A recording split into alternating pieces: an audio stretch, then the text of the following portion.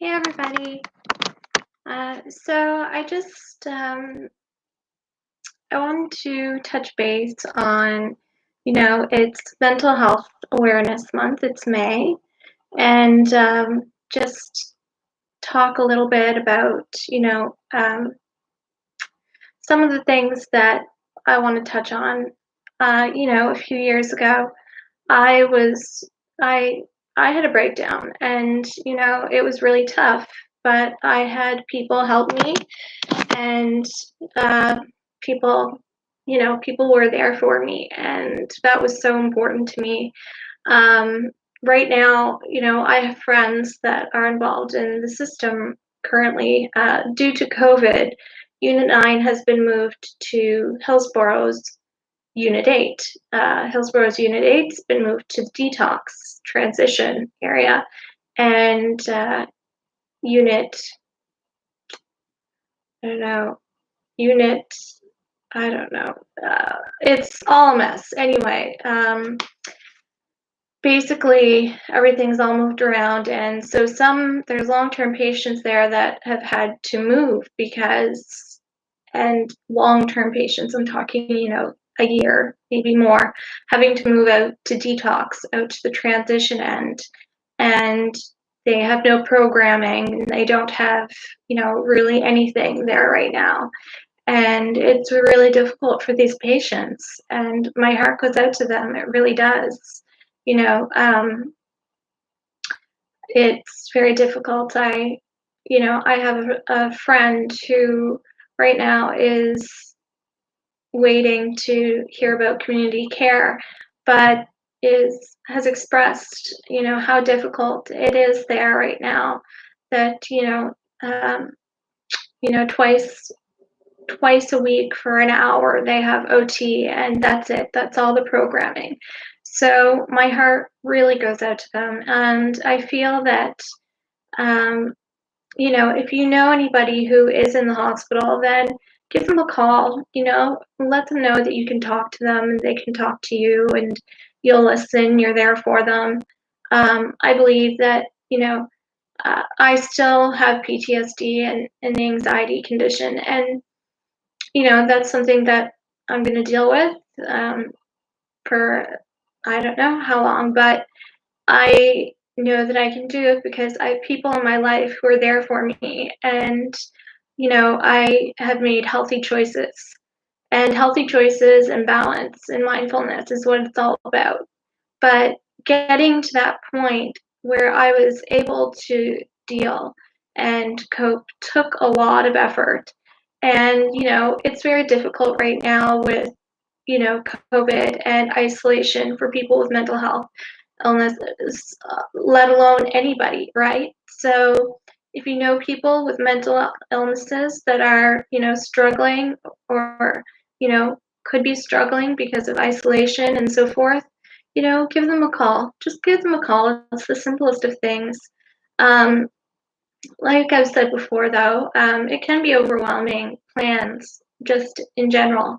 If you have an anxiety issue, I've canceled before on friends just because it felt too much. Simple things. And they got upset and thought, well, like, oh, last minute, and, okay, I'm not going to ask you to do anything again, and things like that. And I kind of took that hard, but realized that I had to follow through, and either that or explain to them what was going on with me, and that in fact I was dealing with a lot of anxiety. And once I told people that that's what was going on, there was a lot more understanding. um, I've lost loved ones to mental illnesses, and I, do the coulda, shoulda, woulda all the time. You can't do that. If you've lost someone to mental illness, there's nothing that you could have done about it. There really isn't. You can't role play in your head what you would have done differently, because you can't do anything differently. And just that's why you can be there and think about the people that may need you right now and be there for them now. Um, honestly, it's it's so nice to know that people are there for you. It's just the small things that help, really. So, with mental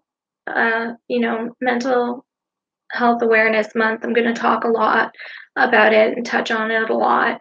Addiction and mental health go hand in hand. Closer connection to mental illness and addiction to obesity and diabetes. Uh, like, so that's big. That's pretty huge. Anyway, I think that we just need to be there for each other right now. And I hope that, you know, just because um, just because you don't understand maybe what the person's going through, that you're not there for them. They don't expect you to understand, um, you know, and probably you probably understand more than you think you do. Reflect on a dark time in your life, even if it was for a moment or, uh, a sad day, and go with that. Or some time where you had to do something that was big, say it was school, even get up in front of the class and that made you anxious. Think about that anxiety and maybe what that person, another person, is feeling every day. Relate in that small way. Maybe you don't understand the full length of it, but just, focus on one small aspect and be relatable in that way. Like, yes, I remember when that was really anxious, like, caused a lot of anxiety for me, and, relate with that one thing, or a time in your life, where you were down, something really let you down, a breakup, something like that, and at least relate to that to someone who's having depression. It's not the same, but at least you can understand a bit and, you know, listen to that person and, talk about don't talk about, the weather and things like that. Like, actually talk, because people can tell when you're uncomfortable and you're just talking to talk. So just be there for them and be real, and they'll appreciate that. Um, you know, Day by day, I still have to be mindful and decide what I want to do, um, choice by choice, because I still, it was a few years ago, but I still had a breakdown and I had to get through it. And um, it took a lot of work, and it's still taking work to just, I'm doing better than I ever have, really. But I can't take that for granted. I have to work for that day by day.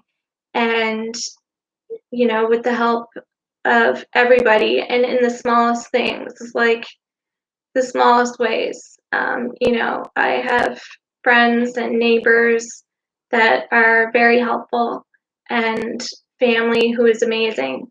So, if you are down or you're upset, then reach out to your family or reach out to people. Reach out to me. I'm Shauna Lee on Facebook. Talk to me anytime. I don't mind. So that's SHAWNALEIGH, just like Shauna Lee for YouTube. Anyway, it's nice talking to you, and I hope that everyone has a good day and take care, and you know, um, practice good mental health hygiene. Cheers.